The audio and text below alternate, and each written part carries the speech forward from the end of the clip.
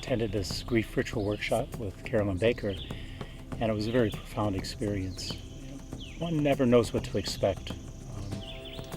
It's the first time for me to attend a grief ritual. I've been at other retreats and workshops, but not this kind of ritual workshop.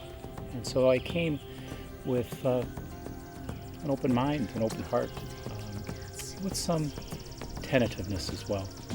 But I was really surprised at how everyone was able to show up. Everybody's coming from a different place, carrying different kinds of grief.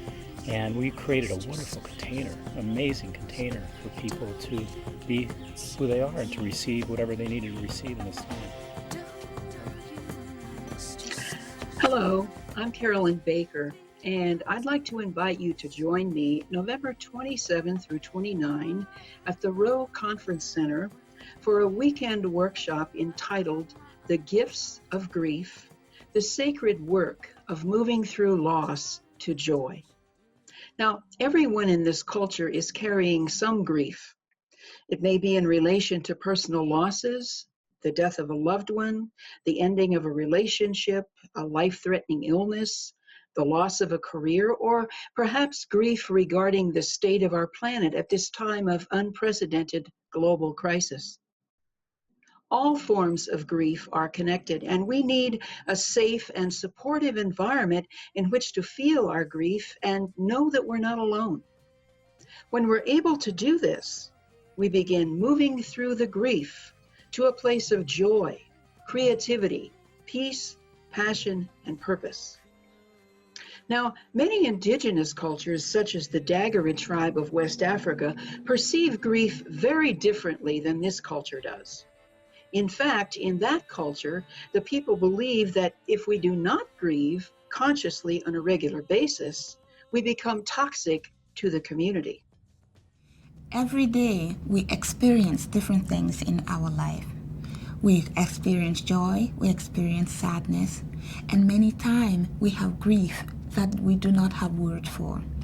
And it is important for us to grieve the losses that we experience on an everyday basis in order to heal, to recover from what we have lost.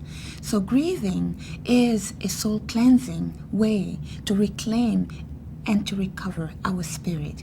When we do not grieve, we stay in an unhealthy place and lose who we are. And so it is very important to cry, to walk in nature, to express our grief so we can feel safe and sane once again, so that the body can recover from the losses. In fact, my friend and colleague, psychotherapist Frances Weller, talks about grief as soul hygiene. So in some ways, our not having practices to move through grief keeps our lives small. I consider grief a threshold emotion. In other words, when we step across that threshold and enter the room of grief, it has a way of opening up the rest of our life. We enter the hall then of community, joy. Even William Blake said, the deeper the sorrow, the greater the joy. When we compress the terrain of grief, we also compress the territory of joy, and we end up living in a flatline culture, which is where we are right now. And then when you live in a flatline culture, you rely upon stimulation and stimulants to give you some sense of being alive, because we're not experiencing genuine joy, nor are we expressing genuine grief. So these practices become what I call soul hygiene. You know, we know how to take care of our teeth and our hair and our body. We exercise. Those are all hygiene practices, but we forgot about the hygiene of the soul. And to clear out the soul regularly with practices around grief is an absolute necessity. Denise Levertov had a little sweet poem. She said, to speak of sorrow works upon it, moves it from its crouched place, barring the way to and from the soul's hall. The Gifts of Grief workshop at Rowe is going to provide the kind of safe environment where people can consciously grieve together and support each other in doing so.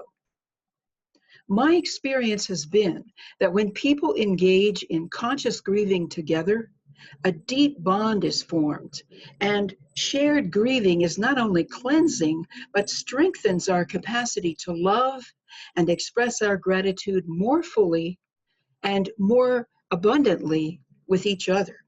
In addition, conscious grieving with safety and support enhances our appreciation of joy in our lives and in the world. Yes, grieving together is sacred work. I really want you to join me November 27 through 29 at the Rowe Conference Center in doing this amazing work, which takes us down into our grief and brings us back up into a profound celebration of our humanity, our connection with the earth, and with each other. Another thing just to say is, I feel like I can carry the gift of this workshop. Workshop doesn't quite contain the reality of it, but this experience back into my context, both in memory that I can reclaim, and also in practice. I feel like I have some new quivers, no arrows in my quiver to draw from when I am encountering my own grief in vivo. Because grief comes not according to our schedule; it comes as it comes. Mm-hmm. And I'm looking forward to exploring ritual more and more in my encounter with loss. So I want to thank Carolyn Baker for just doing a wonderful job of drawing us together and creating a container for this to happen. And all her teachers who have provided this for us. Thank you.